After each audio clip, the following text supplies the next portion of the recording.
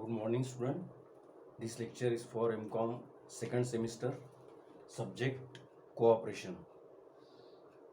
Last lecture में हमने cooperation के definitions, what is mean by cooperation देखा था और कैरेक्टरिस्टिक्स ऑफ कोऑपरेशन देखा था. अब in this lecture we have to discuss the advantages of cooperative society. There are many advantages of cooperative society to the members and society.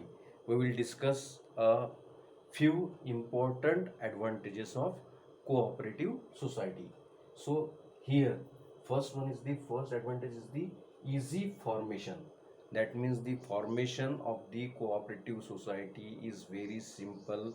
There is a very few document requirement for the registrations of cooperative society as compared to company का registration से अगर compare करते हैं तो cooperative society का registration करने के लिए बहुत ही कम डॉक्यूमेंटेशन की ज़रूरत होती है. रजिस्ट्रार ऑफ जो होता है उनके पास जो है वो एप्लीकेशन करना पड़ता है और ज़्यादा कॉम्प्लिकेशंस नहीं है. अगर डॉक्यूमेंट आपका जो फॉर्म भरा है वो अगर सही है, आपकी जो मिनिमम रिक्वायरमेंट है कोऑपरेटिव सोसाइटी के मेंबर्स की उतनी अगर है, तो कोऑपरेटिव सोसाइटी का फॉर्मेशन जो है वो बहुत ही इजीली हो जाता है as compare to company.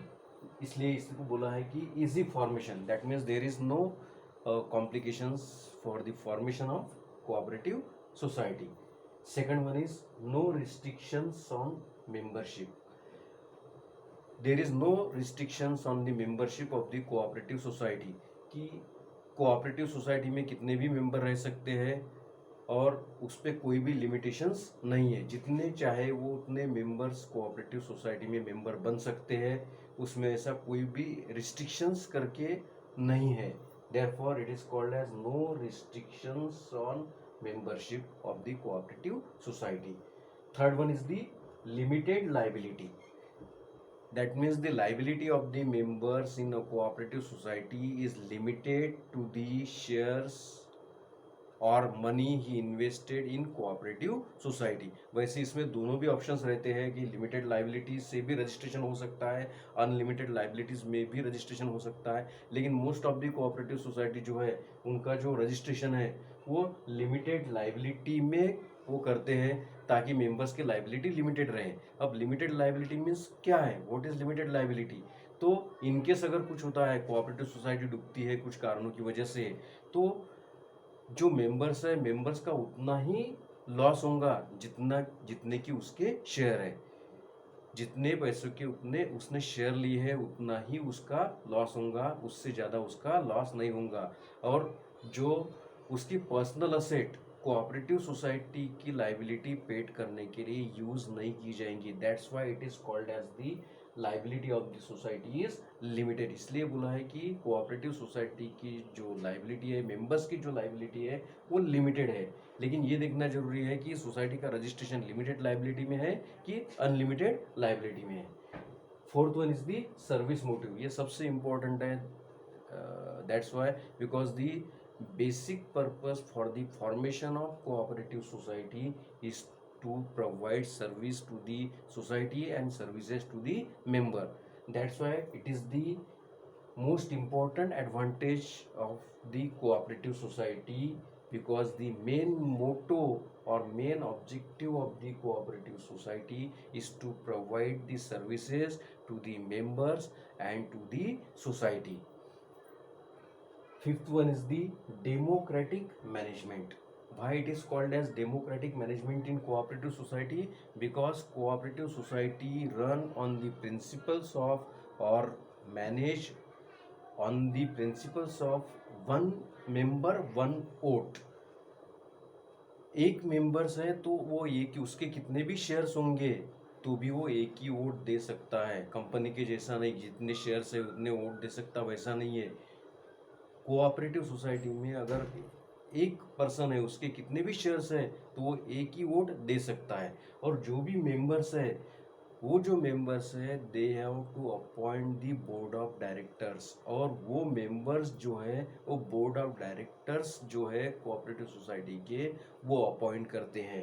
That's why it is called democratic management, क्योंकि सभी मेंबर्स जो है वो ओनर होते हैं, लेकिन सभी मेंबर्स मैनेजमेंट में पार्टिसिपेट नहीं कर सकते। That's why they have to elected their representative which is what it is called as, it is called as board of directors. और बोर्ड ऑफ डायरेक्टर्स जो है वो सभी डिसीजन लेते हैं, लेकिन बोर्ड ऑफ डायरेक्टर्स भी डिसीजन लेने से पहले जो है वो मेंबर्स लोगों को पूछते हैं, मेंबर्स लोगों को डिस्कस करते हैं, और उसके बाद ही कोई निर्णय लिया जाता है। That's why it is called as a democratic management.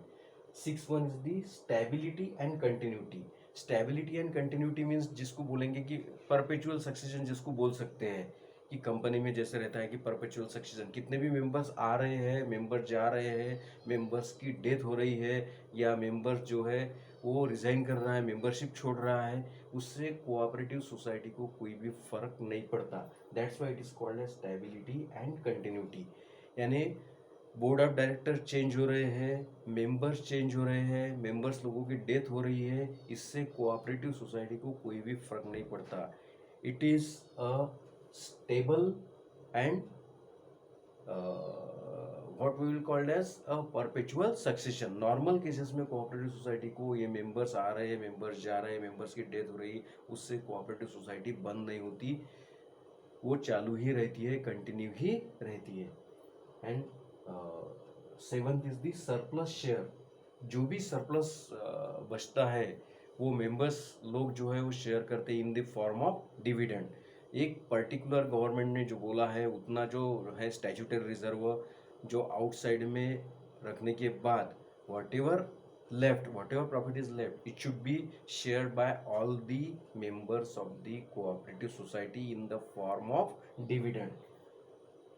Then number 8 one is state patronage. What is state patronage? State patronage is called as cooperative society जो है वो सेंट्रल गवर्नमेंट और स्टेट गवर्नमेंट के डायरेक्शंस पे चलती है। कुछ rule जो है वो रूल जो सेंट्रल गवर्नमेंट के फॉलो करने पड़ते हैं, और मैक्सिमम जो रूल है रूल्स एंड रेगुलेशन जो है वो स्टेट गवर्नमेंट के फॉलो करने पड़ते हैं। लेकिन कई मामले में cooperative society is getting advantage from the state government. State government कई बार जो है वो एडवांटेज प्रोवाइड करती है कोऑपरेटिव सोसाइटी को, कई बार जो है वो फाइनेंशियल हेल्प करती है, गाइडेंस देती है बार बार, यानी कई सारे जो है वो benefit state government cooperative society को देती है। That's why it is called as a state patronage. तो these are the main advantages of cooperative society. So first one is the easy formation, that is the formation of the cooperative society is very easy. Second one is no restrictions on the membership, there is no restrictions on the memberships, कितने भी member वो रह सकते हैं। Third one is the limited liability, members की liability उतनी ही रहेंगी जितने की उसने शेयर परचेस किए हैं। Service motive, the basic and foremost objective for the formation of the cooperative society is to provide services to the members and services to the society. Then democratic management, democratic management से cooperative society चलती है। उसके बाद में stability and continuity, उसके बाद में surplus share, और उसके बाद में नंबर 8 जो है स्टेट पैट्रोनेज। स्टेट पैट्रोनेज का मीनिंग ये है कि कुछ मामलों में जो है वो स्टेट गवर्नमेंट जो है वो कोऑपरेटिव सोसाइटी को कुछ एडवांटेजेस प्रोवाइड करती है, फैसिलिटीज़ प्रोवाइड करती है, ट्रेनिंग प्रोवाइड करती है, इंफॉर्मेशन शेयर करती है, कई बार फाइनेंशियल हेल्प भी करती है, कई बार टेक्निकल हेल्प भी करती है, और कुछ भी गाइडेंस अगर चाहिए तो स्टेट गवर्नमेंट अवेलेबल हमेशा रहती है। That's why it is called as a state patronage. तो आज के लेक्चर के लिए इतना ही ध्यान में रखते हैं, और इसकी जो PDF आपको अवेलेबल है इसमें जो है डिटेल आपको जानकारी मिलेंगी, वो आपको पढ़ना है। बाकी नेक्स्ट लेक्चर में कंटिन्यू करेंगे। Thank you.